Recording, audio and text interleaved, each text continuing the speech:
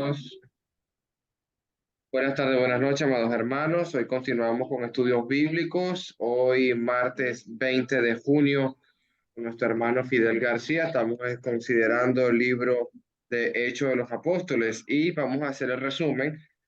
Hechos capítulo 9, versículos del 1 al 9, dice la palabra de Dios. Estamos viendo cómo el Saulo de Tarso está persiguiendo a los discípulos de Jesús, a los que son llamados del camino. Entonces estamos hablando de que Saulo, aún respirando aún amenazas de muerte contra los discípulos del Señor, vino al sumo sacerdote. Estamos hablando que Saulo, ese joven que sostuvo las ropas de cuando apedrearon a ese mártir Esteban, el primer mártir de la iglesia. Estamos hablando que él está buscando al sacerdote. ¿Para qué? Dice el verso 2, para pedir cartas a las sinagogas de Damasco, a fin de que si hallase algunos hombres o mujeres de este camino, los trajese presos a Jerusalén. Entonces estamos viendo lo que está haciendo Saulo de Tarso, que ya luego más adelante lo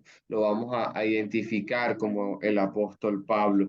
Entonces, dice esa frase, los del camino o este camino, no se está refiriendo a los hermanos de la iglesia, se está refiriendo a los discípulos de Dios, aquellos que están siguiendo el camino de, del maestro. Dice, mas yendo por el camino, aconteció que al llegar cerca de Damasco, repentinamente le rodeó un resplandor de luz del cielo. Entonces, ahí vemos cómo fue este encuentro de Pablo de Jesucristo a Pablo, a Saulo, fue camino a Damasco, un gran resplandor se vio y cayendo a tierra, verso 4, cayendo a tierra y una voz que decía, Saulo, Saulo, ¿por qué me persigues? Estamos hablando de que eh, esa voz la escucharon todos los que estaban ahí con Pablo y ese cayendo a tierra, bien se entiende, no que, sino que se postra a tierra, sino que se hace señal de irse a tierra en reverencia por temor, por miedo también podría ser. Dice y él le dijo en el 5, ¿quién eres Señor? Él dijo, yo soy Jesús, a quien tú persigues. Entonces estamos hablando de que todo aquel que esté persiguiendo a hermanos o discípulos del Señor o aquellos que están lamentablemente eh, señalando o quizás viendo estos tipos de persecución no es a las personas efectivamente, sino que como lo dice Jesús en el pasaje, es al mismísimo Jesús. Dice el juicio de las naciones que cuando le vemos a uno de estos pequeños con hambre, con sed, en la cárcel o enfermo o forajido, se lo estamos haciendo a Jesús. Y cuando no hacemos tales obras de piedad o de esta forma que Jesús nos manda, es que no se lo hacemos directamente al Maestro. Entonces dice, verso 5 yo soy, él dijo, ¿quién eres Señor? Él le dijo, yo soy Jesús a quien tú persigues, dura cosas te dar cosas contra el aguijón. Estamos hablando de que lo que explicaba mi hermano Fidel, que ese aguijón era para el animal, ¿no? Para que se mantuviese, eh, por decirlo así, en su camino recto, o quizás también ese aguijón que se puede describir en ciertos animales que es realmente eh, difícil de ver, como en el caso de que hiere, que lastima. Estamos hablando de que es algo también de terquedad. Dice el verso 6 el temblando y temeroso, por eso es que decía que cuando se postra a tierra, estamos hablando que hay parte de temor y temblor en Pablo por el verso 6 dijo el Señor, ¿qué quieres que yo haga? Entonces, es algo que realmente de aprender aquí nosotros, ¿qué quieres que yo haga? Lo conversábamos de no todo aquel que tiene un encuentro con el Señor le va a decir qué quieres que yo haga. O sea, realmente no queremos en la gran mayoría de veces no vemos ese encuentro con Jesús como para hacer su voluntad. Y el Señor le dijo, levántate y entra a la ciudad y se te dirá lo que debes de hacer. Entonces, estamos hablando de que ahí el camino a Damasco va a entrar a la ciudad y ahí se le va a decir lo que tiene que hacer. Fíjate que no hay otra ordenanza, no hay nada más que decir a Pablo y con eso es suficiente para él obedecer. Dice el verso 7, y los hombres que iban con Saulo se pararon atónitos, oyendo a la verdad la voz, mas sin ver a nadie. Entonces vemos que estos hombres que estaban con Pablo, eh, si realmente escucharon la voz desde el cielo, si realmente oyeron lo que estaban pasando, más sin ver a nadie.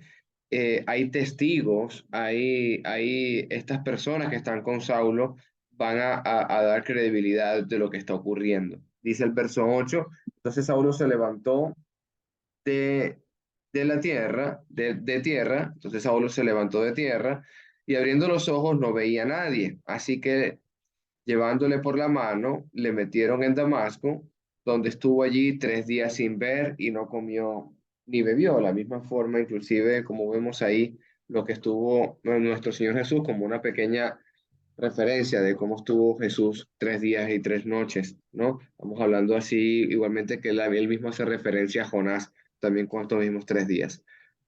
Luego, a continuación, nuestro hermano Fidel, versículo 10.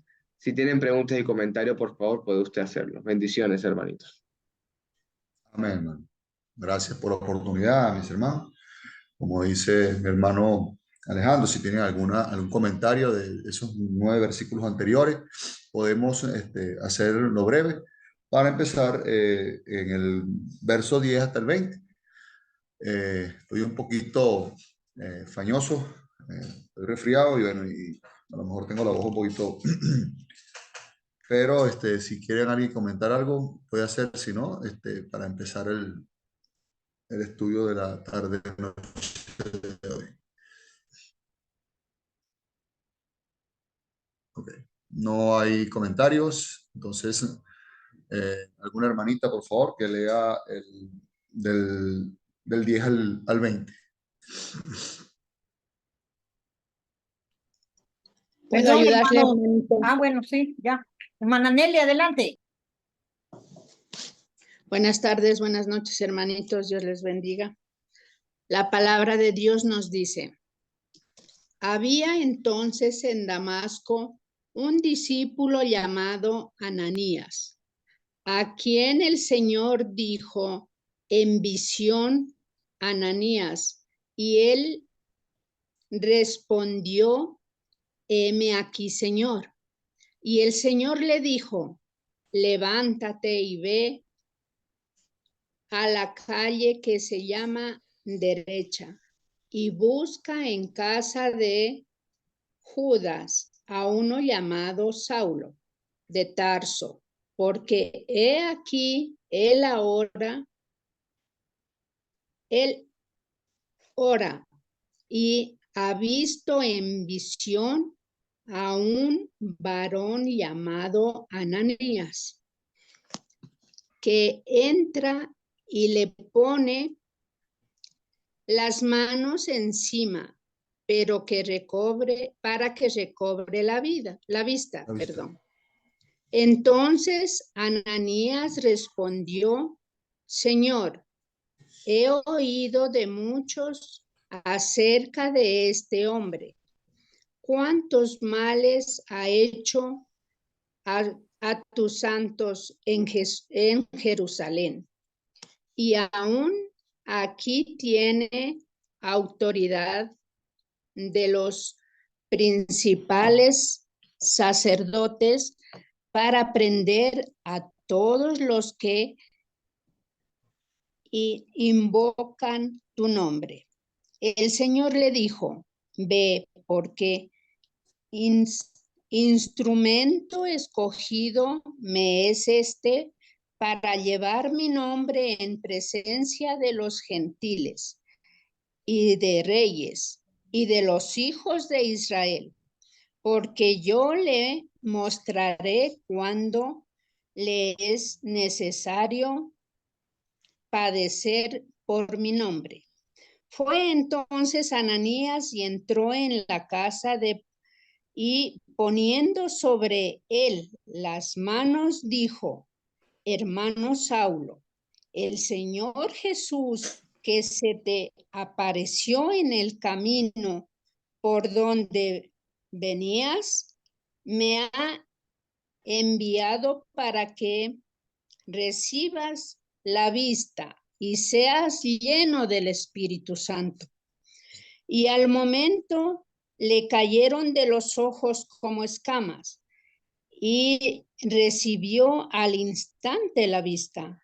Y levantándose fue bautizado y habiendo tomado alimento, recobró fuerza y estuvo Saulo por algunos días con los discípulos que estaban en Damasco.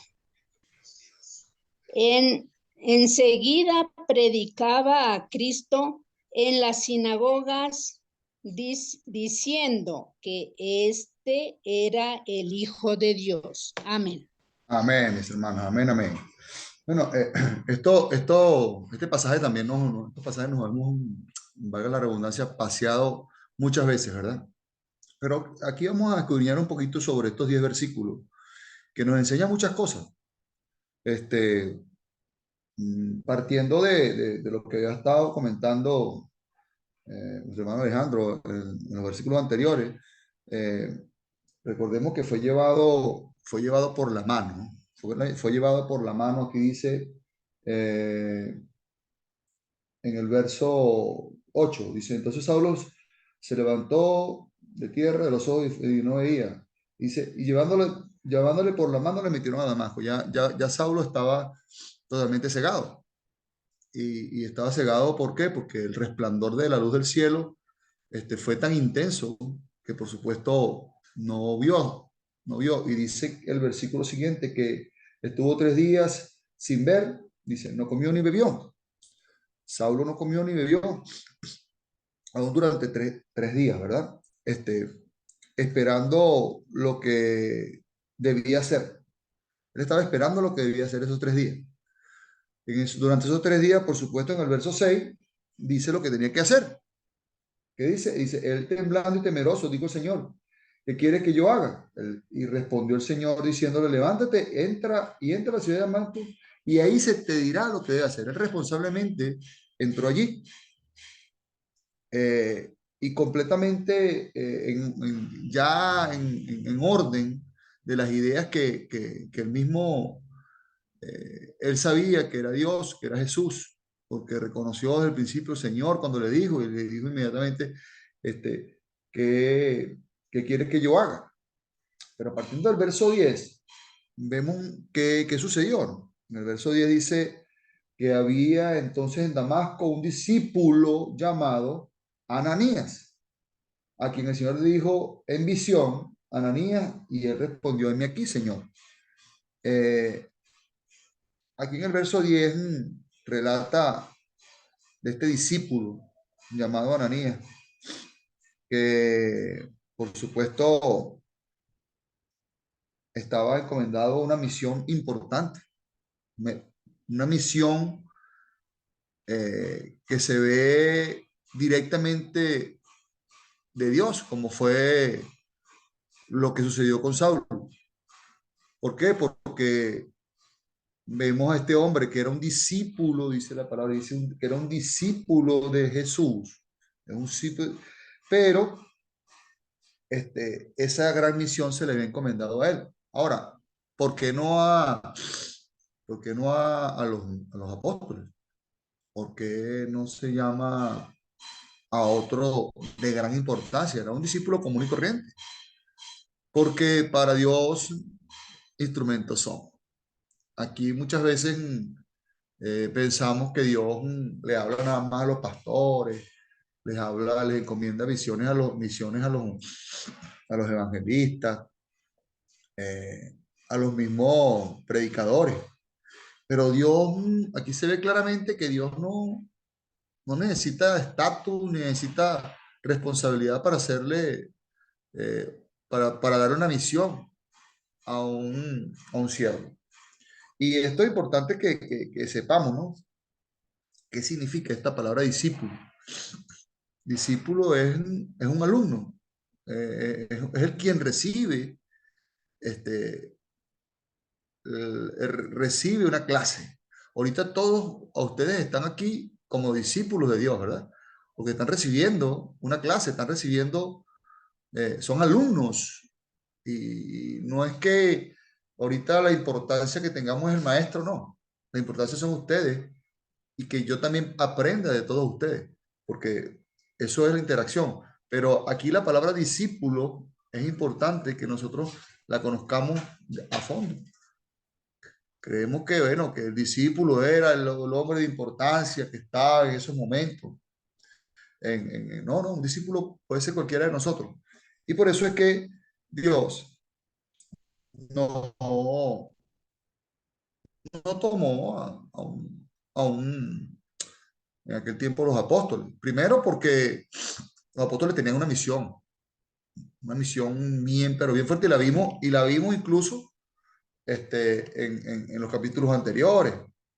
Incluso vemos en los capítulos anteriores que era tanto el esfuerzo que tenían y tantas las, las batallas que tenían los apóstoles que, bueno, que tuvieron que acudir a buscar diáconos, ayudantes, porque ya no se dan abasto. Pero, pero solamente aquí vemos a este hombre llamado Ananías. Pero Ananías, ese hombre llamado Ananías, vamos a ver qué era de Ananías.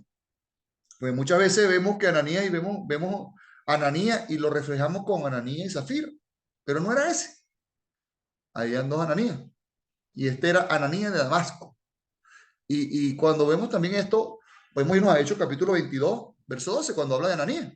Y habla, dice acá la palabra del Señor, para hacer un poquito de referencia sobre Ananías, dice, entonces uno llamado Ananías, porque ya en capítulos anteriores habíamos hablado de un Ananías, el Ananías, el que quiso burlarse de las ofrendas que estaban otorgándole a los apóstoles para la iglesia, que vendieron y entregaron fue parte nada más de la heredad. Ellos dijeron que iban a vender sus bienes y ellos vendieron, entonces quisieron como engañar a, no es este Ananías que habla la palabra de Dios aquí, este es un Ananías que vemos cómo lo describe en el libro de Hechos, lo describe, dice, entonces uno llamado Ananías, varón piadoso, dice aquí, según la ley, que tenía buen testimonio de todos los judíos que allí moraban. En aquel Ananías no tenía buen testimonio de los que moraban. Estamos hablando, ahí vemos la diferencia de estos Ananías. ¿Eh?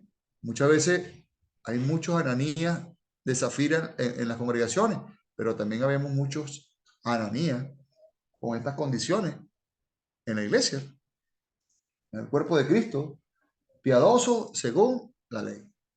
Entonces, de este lado tenemos que estar todo este Ananías, sin ninguna mentira, sin ningún provecho que nos perjudique la relación con Dios, pero sí,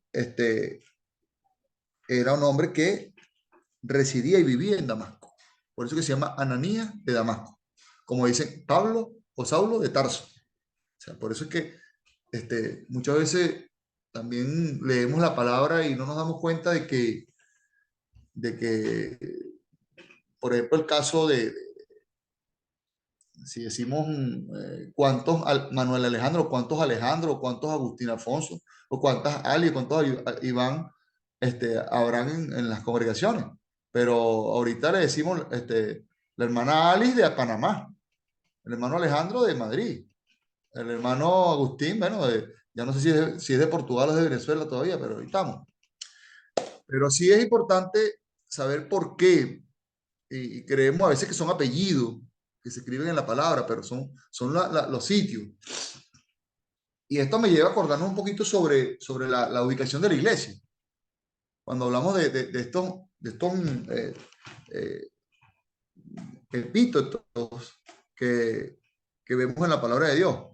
porque muchas veces decimos, oye, pero ¿por qué le dicen de Tarso? O sea, ese será el apellido. O decimos que venía de Damasco, ¿será que el apellido es Damasco? O sea, creemos a veces, muchas veces eso. O sencillamente el que lee la Biblia literalmente no conoce. Y es la ubicación. Y esto nos lleva a nosotros a reflejar también la ubicación de la iglesia.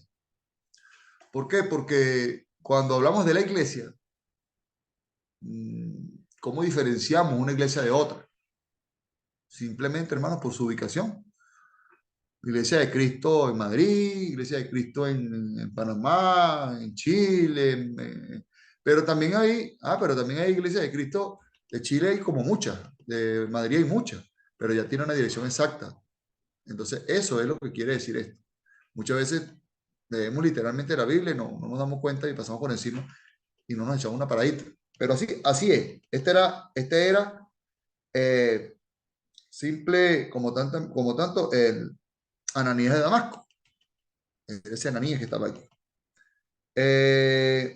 Por supuesto, una de las características que vemos aquí de Ananías era que era un hombre que tenía poder en ese momento, un poder otorgado, eh, un poder otorgado espiritual, un poder para imponer las manos, como dice acá, que a eso fue enviado, a imponer las manos por señal de autoridad. Eso también es importante que lo corroboremos, ¿no?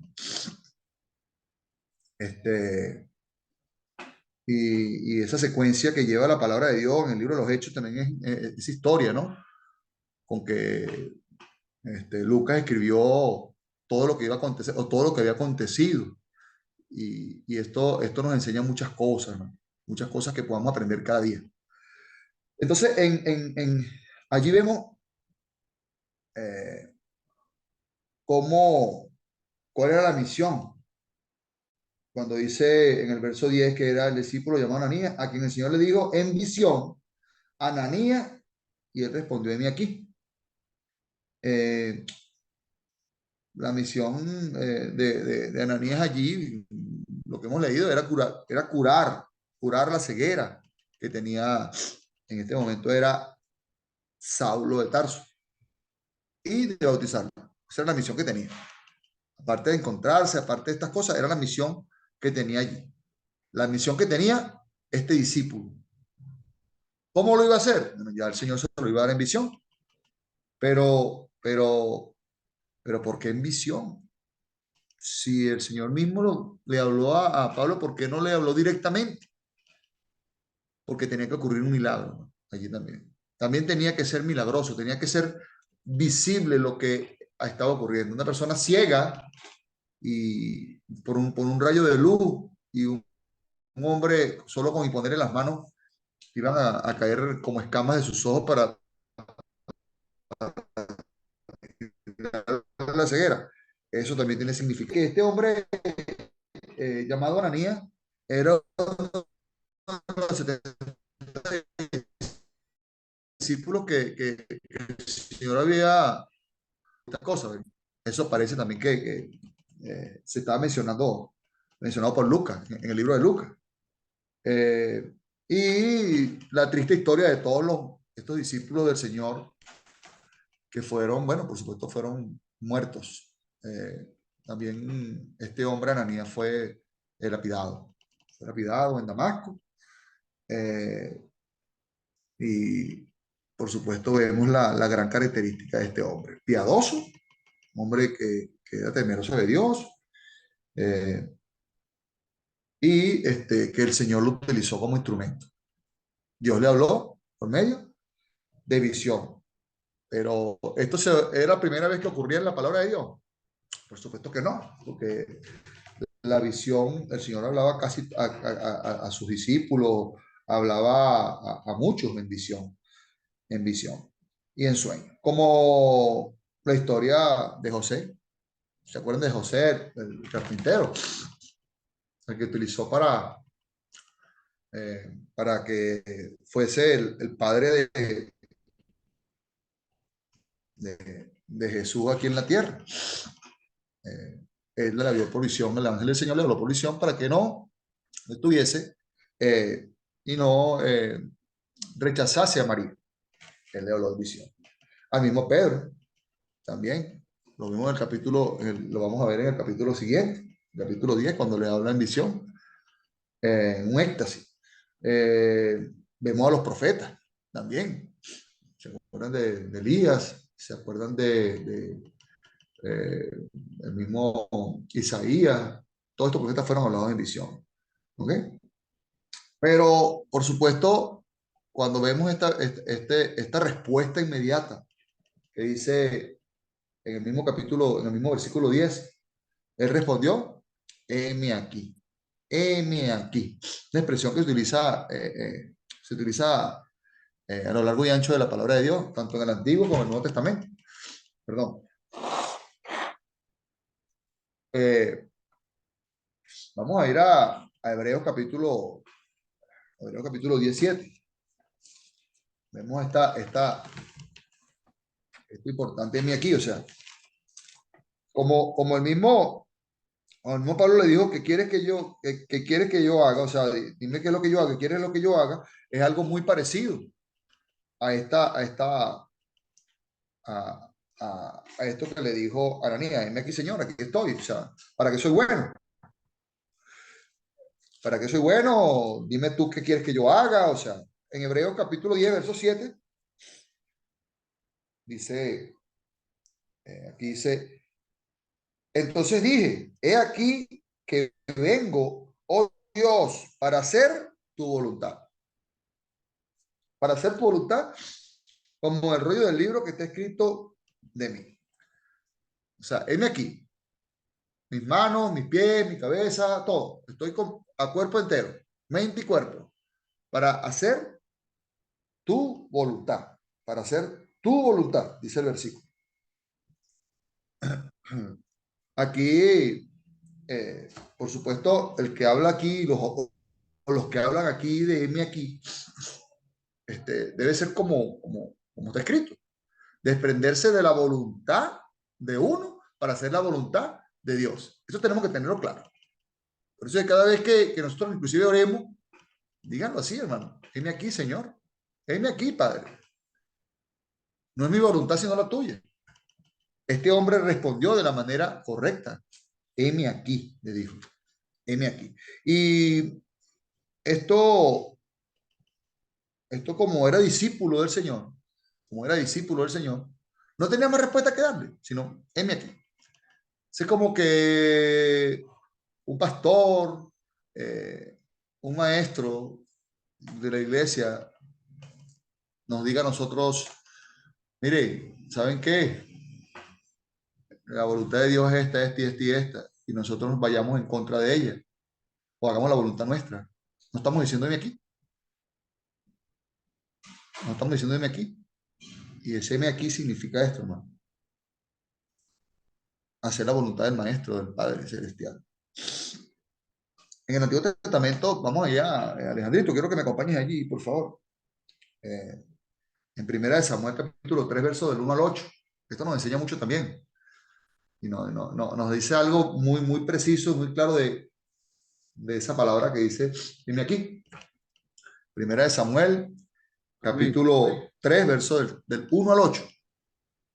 El joven Samuel ministraba a Jehová en presencia de Elí, y la palabra de Jehová escaseaba en aquellos días, no había visión con frecuencia. Y aconteció un día que estando Elí acostado en su aposento, cuando sus ojos comenzaban a oscurecerse de modo que no podía ver, Samuel estaba durmiendo en el templo de Jehová, donde estaba el arca de Dios, y antes que la lámpara de Dios fuese apagada, Jehová llamó a Samuel y respondió, heme aquí.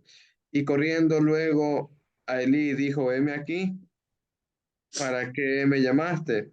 Y Elí dijo, yo no te he llamado, vuelve y acuéstate. Y él se volvió y se acostó.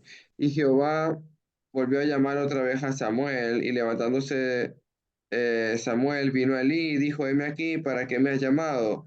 Y él dijo, hijo mío, yo no te he llamado, vuelve y acuéstate. Y Samuel no había conocido aún a Jehová, ni la palabra de Jehová le había sido revelada. Jehová pues llamó por tercera vez a Samuel, él se levantó y vino Elí, él dijo, heme aquí. ¿para qué me has llamado? Entonces, entendiendo Elí que Jehová llamaba al joven. Amén. 3 veces, hermano. 3 veces, heme aquí. Muchas veces a nosotros nos llaman hasta 10 y no decimos heme aquí. Y cuidado si no nos llaman más veces el Señor para una visión que tengamos, hermano.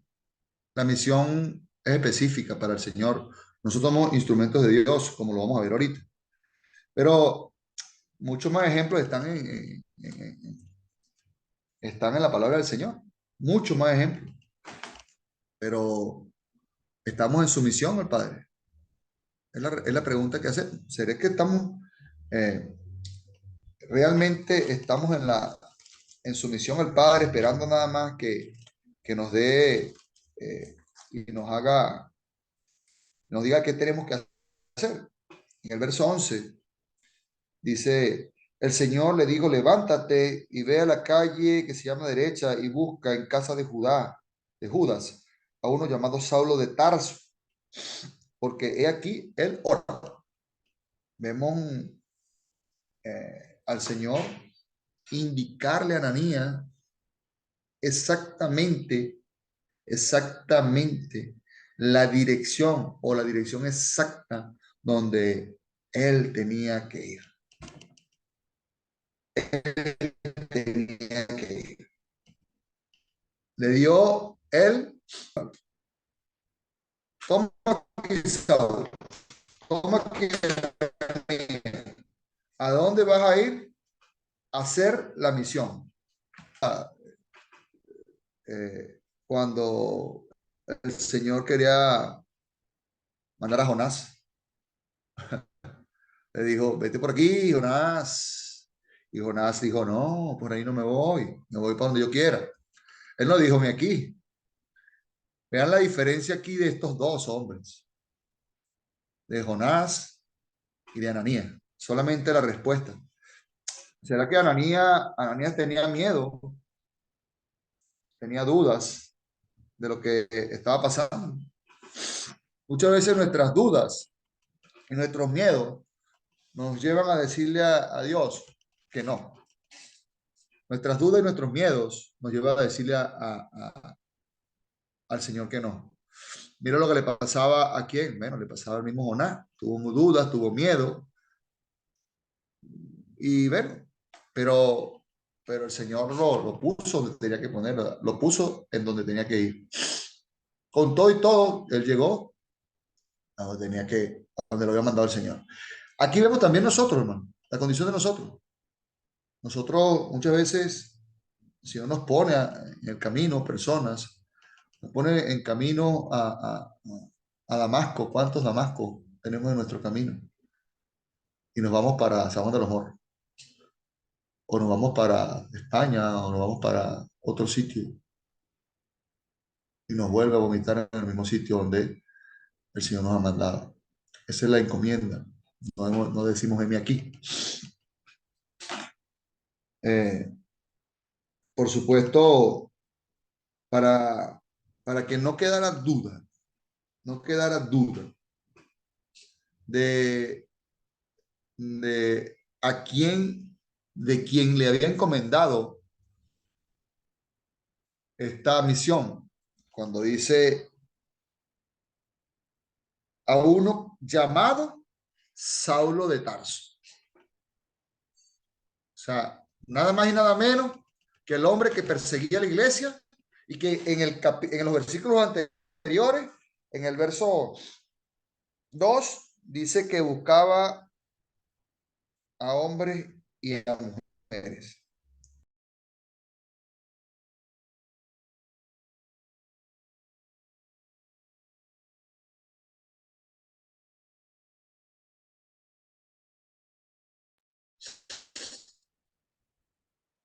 Disculpe, pero estoy...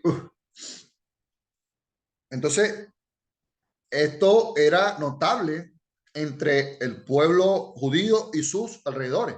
Muy notable. Porque aquí vemos que no solo tenía la disposición, como dijo en resumen lo dijo Alejandro, disposición, tenía valentía, tenía celo, y este hombre era un hombre que estaba respaldado. ¿Por quiénes? Por las autoridades religiosas de Jerusalén. Y bueno, ya el mismo Ananías se lo va a comentar al mismo Jesús, al mismo Señor. Pero para que no quedara duda de que era este hombre el que a quien iba él a imponerle las manos, y a quien iba él a llegarle allí, a hacer la misión y a darle la visión, que no quedara duda de eso. ¿Qué pensaba entonces Ananías? Wow. Sí. Aquí, más bien, yo soy carne de cañón. El primerito de ese carne de cañón soy yo. Porque este hombre tiene poder, autoridad, fortaleza, tiene de todo. Apenas lo vea o apenas me vea, ¿qué me puede pasar? ¿Verdad? Yo creo que es como que si tuviésemos, yo me acuerdo allí, ahorita me acuerdo yo, los leones, ¿se acuerdan? Cuando fueron a pelear con los leones, y a dónde, ¿qué pasaba allí? Por supuesto, esos leones fueron derrotados, ¿verdad? Por la mano de Dios. Aquí, Ananías solamente reconocía a este personaje. ¿Quién era? La fama que tenía. La fama que tenía este hombre. Una fama, bueno, se vea que ya se había ganado, ¿no? Ahora, ¿cuántos nos rehusaríamos a hacer esta voluntad? Si nos manda el Señor ahorita a decir, mira, tienen que ir a predicarle. Oye, ¿a quién puede ser? Alguien, bueno, a este hombre de Corea del Sur. Imagínense ustedes, este hombre de Corea del Sur es un anticristo. Y es un tipo sanguinario. ¿Qué dirían ustedes? ¿O qué diría yo? Oh, yo no iría para allá. Porque este hombre lo primero que va a hacer es cortarme la cabeza. ¿O no? Claro que va a hacer esto. Un hombre anticristo, un hombre que no cree en el Señor Jesús. Y por supuesto yo no voy a ir allá, mi hermano. El pensamiento de Ananías era realizar la voluntad de Dios. Que temía por su vida, sí. Que estaba en peligro, claro. Pero este hombre, la confianza que tenía en Dios era superior. ¿Saben por qué? Porque fue instruido a los pies de Jesús. La confianza era más grande que el temor que tenían los hombres en ese momento, como Saulo. Ahora, vemos aquí, en el verso 11 dice, porque aquí él ora. ¿Cómo sería esa oración de Saulo? Si no tenía a Cristo. Sería la oración como nosotros hoy. Como el Señor Jesús.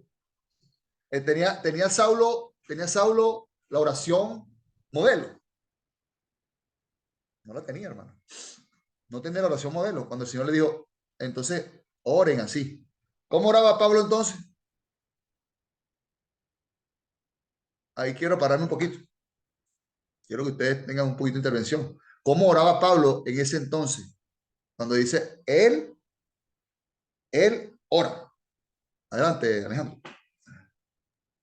Creo tener alguna idea, quizás estaría leyendo esas oraciones de algún salmo de David o de Moisés o de Salomón, algo de eso, quizás estaría él conversando de esa manera.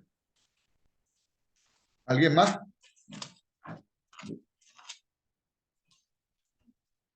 Porque aquí en la palabra de Dios, el mismo Jesús dice cómo oraban estos hombres. Adelante, Agustín. Hermanos, buenas tardes. Dios los bendiga a todos. Buenas noches. Pablo, como dice Filipenses, en el capítulo 3, él era irreprensible en cuanto a la ley. O sea, era una persona que era temerosa de Dios, que era una persona que cumplía con toda la voluntad de Dios, según el concepto que él tenía de cuál era la voluntad de Dios. Porque él cuando perseguía a la iglesia, él no lo hacía de mala fe. O sea, él lo hacía porque él pensaba que estaba haciendo lo correcto. Él pensaba que estaba haciendo un favor al judaísmo, porque para él el cristianismo era un movimiento que se había levantado en contra del judaísmo y el pueblo de Dios eran ellos, pues, era el judaísmo. Correcto. Cuando él como judío, ¿verdad? Como cumplidor de la ley de Dios, él constantemente también oraba. Los judíos oraban en las sinagogas, oraban en las esquinas, como decía el mismo Jesús. O sea que la costumbre de ellos era orar. Así es. Aquí la oración de Pablo cuando está en Damasco no es la misma oración que él hacía cuando estaba en el judaísmo, o por lo menos no tenía la misma intención. En este caso, yo creo que la oración de él tenía que ver con el arrepentimiento y el perdón que él estaba buscando de Dios por lo que él se había dado cuenta que estaba haciendo, aunque lo hacía en ignorancia, como él mismo lo dice, porque era ignorante de lo que estaba haciendo, pero él estaba arrepentido realmente de lo que había hecho, de todo lo que el mal que le había hecho contra la iglesia, y la oración de él es de perdón, pues, pidiéndole perdón a Dios por el arrepentimiento tan grande que él tenía por haber hecho todo lo que había hecho en contra del cristianismo hasta ese momento. Entonces, él, es una oración de arrepentimiento, lo que yo veo en Pablo en ese momento. Dios los bendiga, hermanos. Amén. Hermana Tiziana. Hola, buenas noches, Adelante, hermano. hermana Tiziana, tiene la mano levantada. Sí, Bien, bien. ¿me escucha, hermano? Sí, cómo ¿Aló? no, claro y fuerte. Ah, Dios me lo bendiga, muchas gracias, hermano. Pues yo, Amén. claro, yo quería decir algo que dijo el hermano Agustín ya, o sea, yo creo que la oración del hermano Pablo fue, pues, temiendo por su vida, porque ahí él se dio cuenta que él estaba persiguiendo a Dios, entonces fue oración, pues, por perdón y por perseverar su vida y yo creo que también 3 días de todo lo que él había sufrido, o sea, todo lo que él había hecho a la iglesia. Me imagino que en su mente iba como una película de todos los cristianos que él ha matado, mandó a matar o a encarcelar, y pues un terror, o sea, orando, temblando, llorando quizás, no sé, y entonces ciego también. Así yo me lo imagino. Muchas gracias, hermanos. Amén. Hermana Ali. Sí, bueno, la oración de Pablo yo la considero que se, es diferente a la oración que hace antes de bautizarse y recibir el Espíritu Santo y la oración que puede que empezó a hacer ya con el Espíritu Santo, porque sabemos que el Espíritu Santo tiene un papel muy importante en nuestra oración, empezando porque él pues traduce, dice la palabra de Dios con gemidos indecibles, lo que nosotros le decimos al Padre, pues. Entonces, antes del bautismo, ¿verdad? Donde hay y donde su alma está compungida, pues la oración tiene, yo considero que tiene que haber sido pues una oración de mucho dolor, pues, porque asimismo nos sentimos nosotros cuando nos predicaron el Evangelio y nos compungimos y reconocimos que estábamos haciendo mal, ¿verdad? Que llevábamos una vida llena de pecado y como y el evangelio compunge el corazón. Ahora, la oración después del bautismo, pues ya la acabo de decir, pues es una oración con una conexión directa con el Padre a través del Espíritu. Gracias. Amén. Alejandrito. Y hay un ejemplo que me gusta en cuanto a oraciones del Antiguo Testamento y, por ejemplo, el Salmo 4 que respóndeme cuando clamo, oh Dios de mi justicia, ¿no? Y como mencionaste a Jonás, me hiciste acordar cuando Jonás estaba en el vientre, ¿no? Que empezó a orar y le dijo a Dios que lo sacara de ese Seol.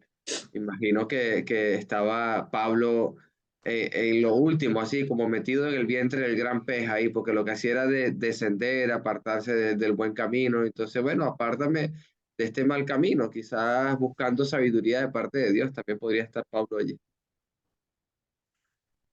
Ok, ¿alguien más? Esto es importante saberlo, ¿no? Hermano Víctor Hugo.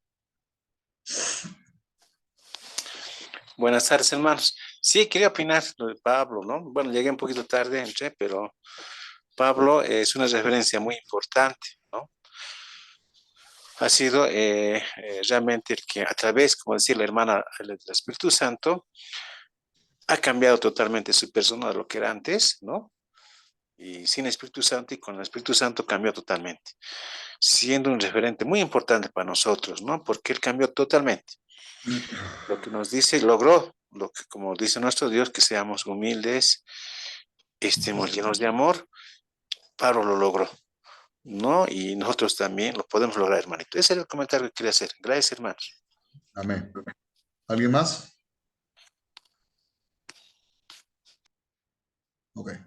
Bueno, yo veo también esta oración de Pablo que no es la oración, o sea, no es la oración que nosotros hacemos. ¿Por qué? Porque Pablo realmente no tenía fe, no tenía fe en ese momento, sino que se sintió amenazado por su vida. Porque ¿qué es lo que le había pasado? Primero, habían tenido un encuentro directamente con Dios y él reconoció, pero realmente él no sabía orarle a Dios, él no conocía a Jesús de esa manera. ¿Cuándo comienza? A partir de ahorita es que comienza a conocer de Jesús. Por eso es que es una oración muy diferente, ¿no? Lo que él oraba era muy diferente. Es mi pensar, ¿no? Él no pensaba, él no oraba así, de esta manera como nos enseñó el Señor a orar, a nosotros. Sino que, bueno, que él sintió un gran temor por lo que estaba sucediendo. Una persona que quede ciega 3 días allí, que estaba ciego, estaba débil porque no había comido ni bebido durante 3 días.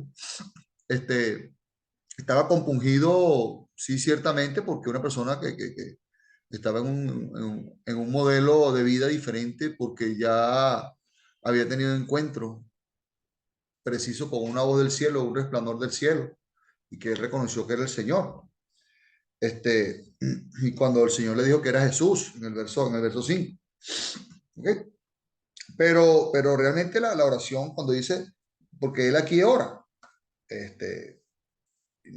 esta oración realmente, bueno, fue una oración de dolor, una oración de una situación que estaba viviendo en ese momento. Pero realmente una oración de fe todavía no estaba complementada.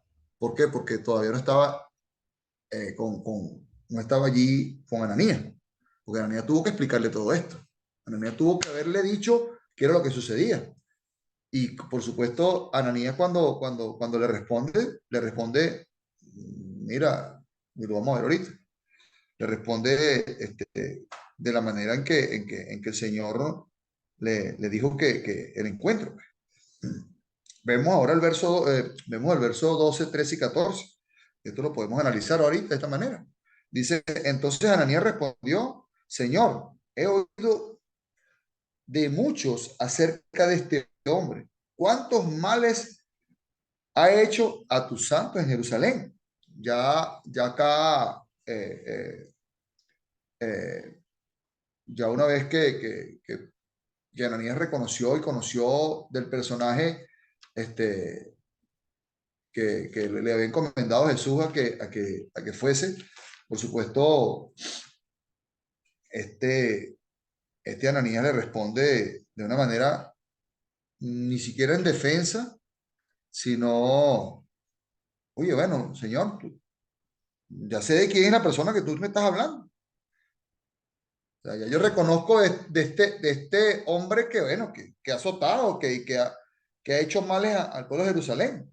Y le dice, y aún, el verso 14, y aún tiene autoridad de los principales sacerdotes para prender a los que invocan tu nombre. O sea, ya estaba clara, aquí en estos 2 versículos se ve claro de que Ananías sabía de quién era Saulo de Tarso. No le está diciendo, no, mire, este hombre fue, no, le está diciendo, es el reconocimiento específico de a quién él estaba buscando. No, Señor, ya yo sé quién es. Le dijo, ya sé quién es. Pero entonces en el 15, le dice,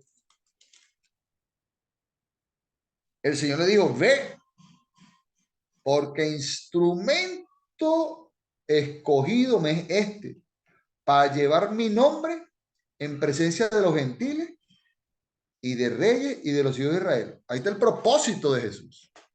El propósito de Jesús para Pablo. Por eso es que le vuelve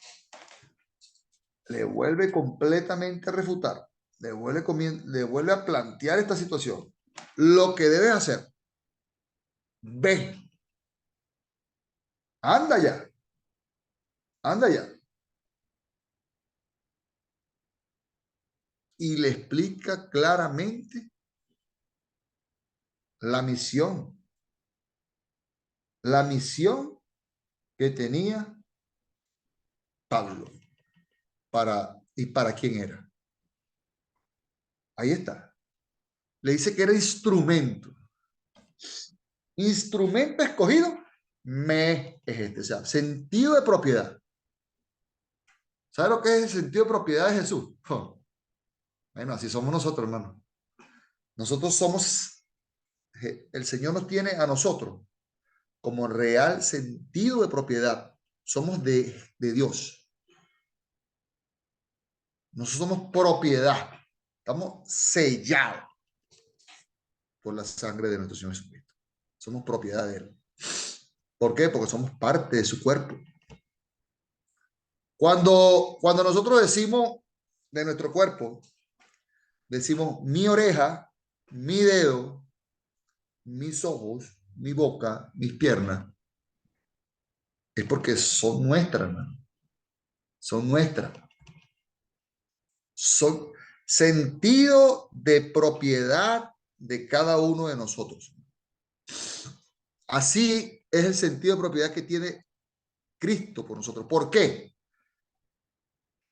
Porque cuando Él dice y le dice a Pedro, sobre esta roca edificaré mi iglesia, es porque es suya. Y nosotros somos el sentido de la propiedad de Cristo, cuando somos incluidos a la iglesia. Hechos 2:47.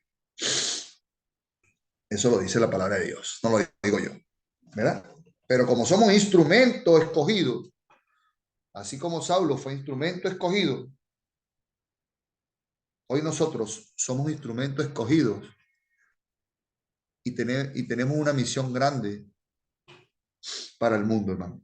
Llevar el nombre de Jesucristo por todas las naciones. Así como dice aquí la palabra de Dios, para llevar mi nombre en presencia de los gentiles, de los reyes y los hijos de Israel.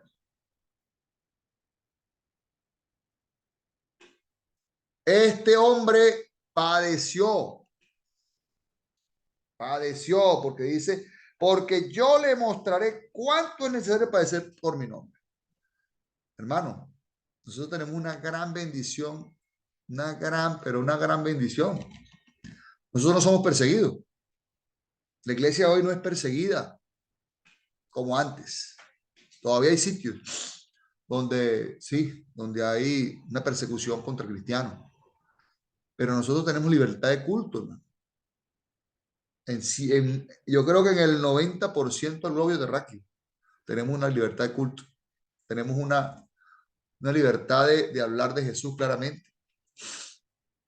Pero a veces por desgano, por desánimo, que es lo que hoy a nosotros nos llega a nuestro corazón, es eso. El padecimiento que tenemos hoy nosotros no es el padecimiento que tenía Pablo en aquel momento. Pablo padecía por su vida. Pablo ni remotamente se imaginaba, hermano, lo que iba a padecer por ese nombre de Jesucristo. Ni remotamente. Y padeció con su propia carne. Nosotros no. Nosotros hoy día no tenemos que estos padecimientos. ¿Sabes cuál es el padecimiento nuestro? El desánimo, el desgano, eh, los deseos de la carne. Ese es nuestro padecimiento hoy en día. Por cualquier cosa nos vamos a la iglesia. Por cualquier cosa decimos por barbaridad de Cristo. Por cualquier cosa no estudiamos la palabra. Ese es nuestro padecimiento hoy en día. Seguro, seguro. Y ahí está la iglesia, ¿no? Por cualquier cosita. Me vieron mal, me voy. Me hablaron mal, me voy. Ese es nuestro padecimiento hoy en día. Vamos a ponernos en los pies de Pablo y de todas esas personas que estuvieron allí a ver si aguantamos que sea un ratico. Si no aguantamos ni siquiera una prédica a veces. No aguantamos algo que nos diga un predicador o nos diga un hermano para exhortar.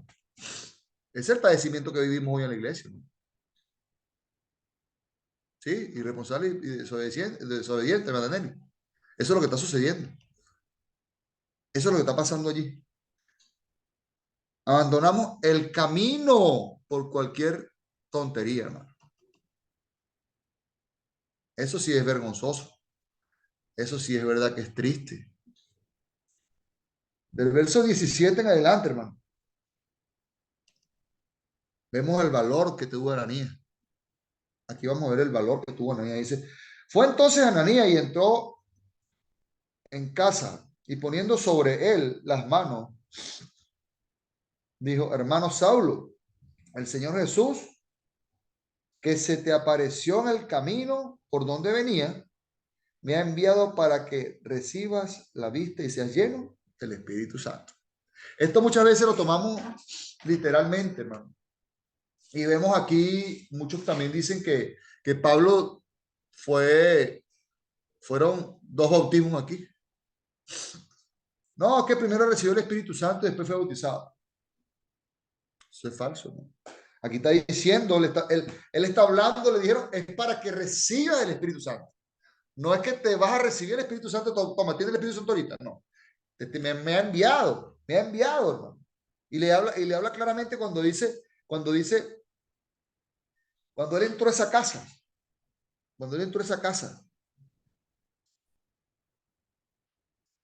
y está haciendo el mandato que hizo en el versículo que le dijo el Señor en el verso 12. Dice, ha visto visión de un varón llamado Ananías que entra y pone la mano encima para que recobre la vista. Volvemos al versículo 12. Está haciendo, fíjate que aquí está haciendo, se está cumpliendo y está diciendo Ananías lo que le estaba diciendo Jesús en el versículo 12. Pero cuando vemos esto, se cumple aquí en este momento el versículo 12. ¿Había sucedido en el versículo 12? No. Pero había en el verso 17 se había cumplido el Espíritu Santo. No. Él le dice para que recibiese el Espíritu Santo. ¿Y que interpretan otra doctrina? Que ya había recibido el Espíritu Santo y que lo bautizaron. Y él lo que dijo es para que recibiese el Espíritu Santo. Fue enviado. Cuando tuvo el encuentro con Pablo, con Saulo, él le dice, hermano, con amor. Imagínate, con amor y temor. Porque tenía que ser temeroso. Uy, este hombre, ¿cómo iba a reaccionar, Señor? Pero ya tenía la confianza en que Dios lo había enviado a una misión. Y vemos los antepasados. Cuando el Señor le decía, vaya, porque ya esa batalla está ganada. Vayan a batallar, que ya eso es suyo, ya está, le voy a poner sus enemigos al estrado de sus pies. ¿Cuántas veces no le dijo el Señor que fuesen a la batalla? E incluso cuando ¿se acuerdan cuando estaba la batalla de Moisés y tenía la vara? Tenía aquí, que Moisés, fue Moisés, no, me acuerdo yo, ¿no? Sí, Moisés. Cuando tenía aquí la vara y entonces se cansaba y bajaba y la balanza de la batalla se ponía hacia el lado del... Eso es lo que está pasando. Está la mano de Dios metida aquí. Tener la confianza, Ananías, de que nada le iba a suceder, porque ya Dios le había encomendado una misión. Él había perdido el temor. Nosotros tenemos esto hoy día, hermano. Tenemos esta gran misión, porque fue encomendada directamente por Dios, que fuese y predicamos el evangelio a toda criatura. Pero muchos tenemos miedo de predicar. Muchos tenemos miedo de bautizar. Muchos tenemos miedo de hablar por estas pantallas. Muchos tenemos miedo de predicarle al vecino, porque el vecino es santero, porque el vecino es pentecostal, porque el vecino es tal cosa, porque el vecino es del mundo. No, Dios nos dio a nosotros este gran poder de hacerlo y de convencer a cualquiera que esté en el camino incorrecto, como estaba Pablo. Y ahorita lo vamos a ver. Dice, porque le habló claramente, hermano. Le habló claramente aquí porque le dijo, hermano Pablo, con mucho amor, ¿verdad? Mucho amor. Y le dijo, no porque de donde venías, me ha enviado para que recibas la vista y seas lleno del Espíritu Santo. Porque a pesar de que Pablo estaba vivo en la carne, con todos estos padecimientos que él tenía, porque Pablo estaba padeciendo en ese momento. Estaba padeciendo en ese momento. Pero el padecimiento de Pablo era porque era una situación adversa a su vida. ¿Cuánto nosotros no padecemos muchas veces de situaciones adversas en nuestra vida, como enfermedades, como situaciones de problemas en nuestros matrimonios, con nuestros hijos? Nosotros padecemos eso. Pablo tenía un padecimiento en la carne, un padecimiento físico porque no veía. Pero este hombre con mucho valor que tenía Ananías, entró a esa casa y le dijo lo que había acontecido en ese camino. Y como le dijo que lo que había acontecido en ese camino, yo creo que Pablo en su sumisión le escuchó. Pablo en su sumisión le escuchó, porque aquí no dice más nada de Pablo que ni refutó, ni dijo nada, ni se quejó. Pablo lo que hizo fue oírlo.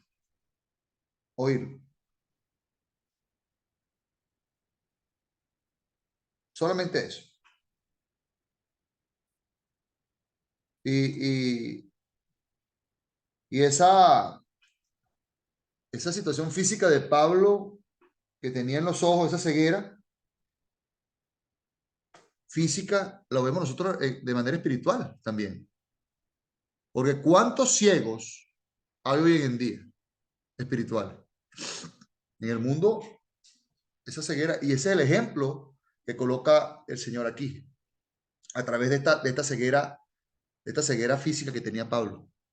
Porque Pablo estaba ciego creyendo lo que dijo Agustín, creyendo que estaba haciendo lo bueno, persiguiendo a una supuesta secta que estaba levantándose, un movimiento que se estaba levantando en contra de Dios.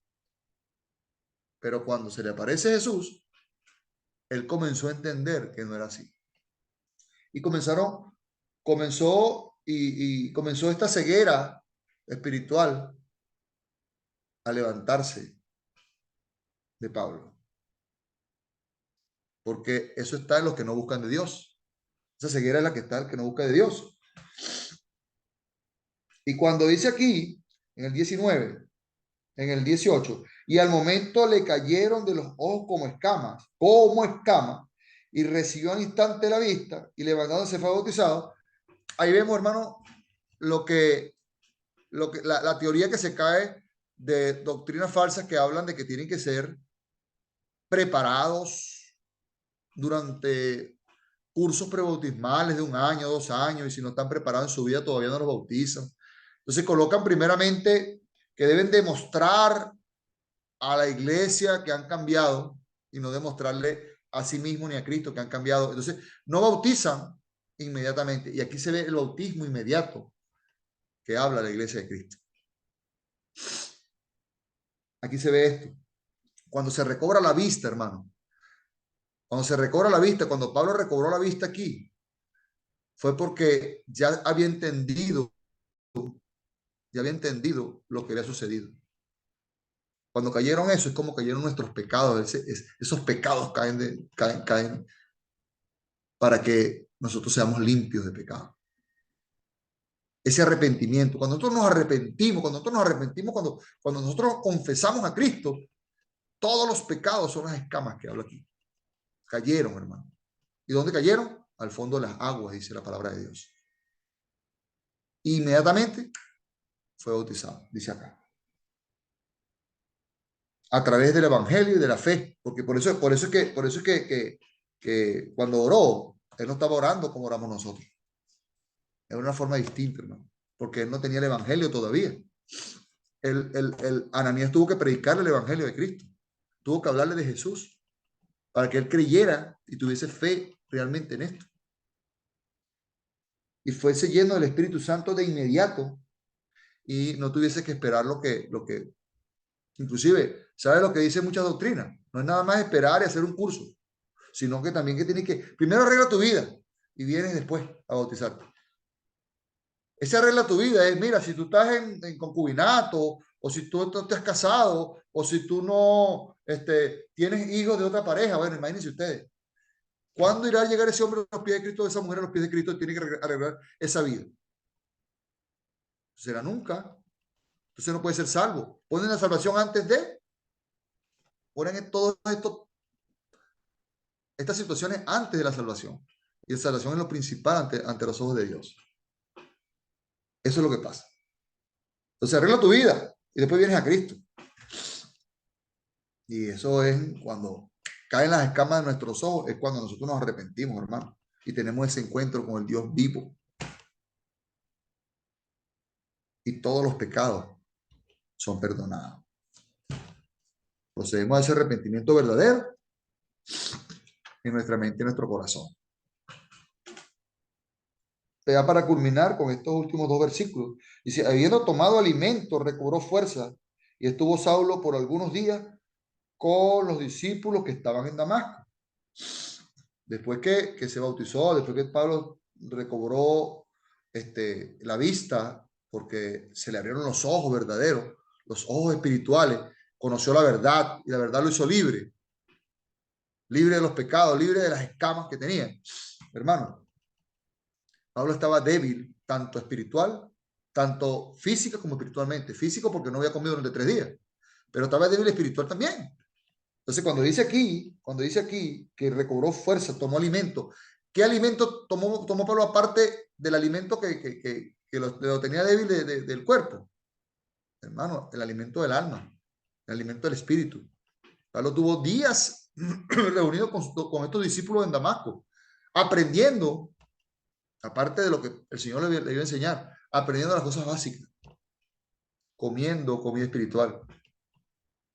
Eso también se refleja aquí. Nosotros tenemos que alimentarnos diariamente de esta comida espiritual. Y enseguida, ¿por qué tuvo que recobrar fuerza y tuvo ímpetu para tener esa fuerza para poder seguir este camino que el Señor le había ordenado? Cambio radical que tuvo. La transformación de Saulo fue una persona inminente. Así mismo como todos los cristianos. Nosotros debemos ser transformados, hermano. Transformados. ¿Y para qué? Verso 20. Para predicar con nuestro testimonio a Cristo Jesús. Para predicar nuestro testimonio a Cristo Jesús. Así mismo lo hizo Pablo. Predicó con el testimonio que él había sucedido. Y en 1 Timoteo, por favor, Alejandro, 1 Timoteo, y con esto terminamos. capítulo 1, verso del 11 al 15.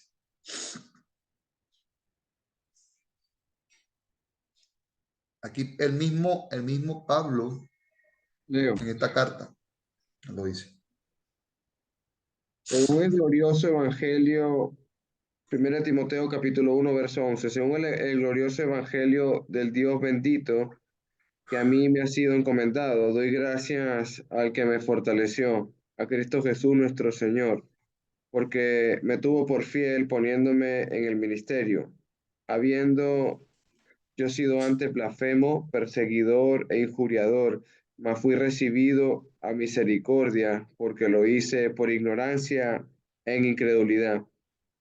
Pero la gracia de nuestro Señor fue más abundante con la fe y el amor que es en Cristo Jesús. Misericordia quiero, hermano. Ahí Pablo refleja lo que es la misericordia de Dios. Y para culminar, hermano, Pablo dice, sed imitadores de mí como yo de Cristo. Ese es el verdadero camino, ese es el verdadero evangelio. Dios me lo bendiga, espero que haya sido de provecho y está los micrófonos abiertos para cualquier duda, cualquier sugerencia o cualquier pregunta, hermano.